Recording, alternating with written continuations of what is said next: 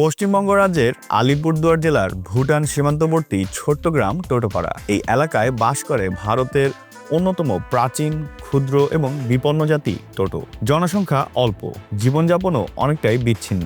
বহুদিন ধরেই তাদের নিজস্ব ভাষা থাকলেও ছিল না কোনো লিখিত বর্ণমালা, ফলে ভাষাটি ধীরে ধীরে হারিয়ে যাওয়ার ঝুঁকিতে ছিল।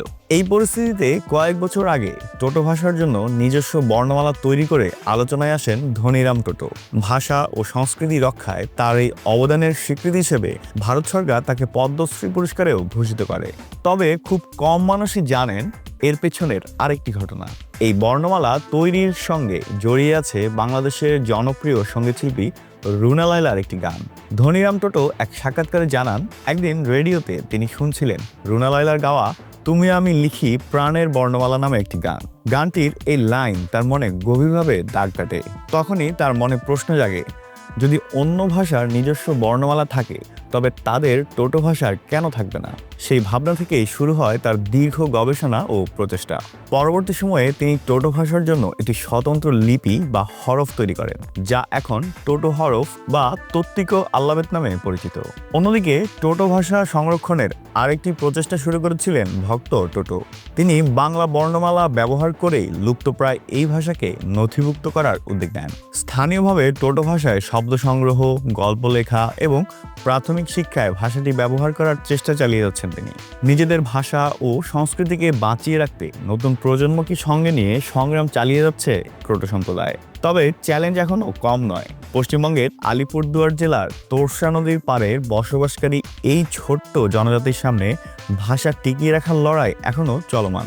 আধুনিক শিক্ষা, বহিরাগত সংস্কৃতির প্রভাব এবং সীমিত জনসংখ্যার কারণে ভাষাটি সংরক্ষণ করা কঠিন হয়ে উঠেছে।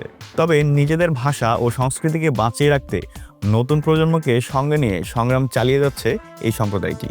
বিবিসি বাংলার এই প্রতিবেদনটি দেখে রুনা লায়লা বেশ উচ্ছ্বসিত হয়েছিলেন।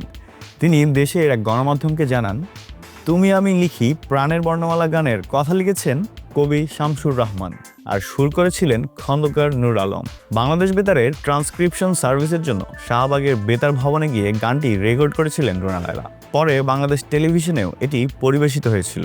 4 দশকের বেশি পুরনো একটি গান যে কিভাবে একটি বিলুপ্তপ্রায় আদিবাসী ভাষাকে নতুন করে ভাবতে অনুপ্রাণিত করবে, এই কথা কখনো ভাবেননি তিনি। বিষয়টি নিয়ে রুনা লায়লা তার উচ্ছ্বাস প্রকাশ করে বলেন, 45 বছর আগে একটি গান শুনে তারা নিজেদের ভাষার জন্য বর্ণমালা তৈরি করেছে। এটা সত্যি অদ্ভুত। আমার গাওয়া গান, সুর আর কথাগুলো একটি বিপন্ন আদিবাসী জাতির জীবনে নতুন ভাবনা তৈরি করেছে। এটা অবশ্যই আনন্দের বিষয়। রুনা লায়লার ভাষায় একটা গান যখন মানুষের মনের ভেতরে ঢোকে তখন তার নানাভাবে প্রভাব ফেলে। সঙ্গীত দিয়ে অসুস্থ মানুষকেও সুস্থ করে তোলা যায় বলেও মনে করেন তিনি। তাই প্রত্যেকটা গানই কিন্তু এক ধরনের বার্তা দেয়। আজ পর্যন্তই, সবাইকে ধন্যবাদ।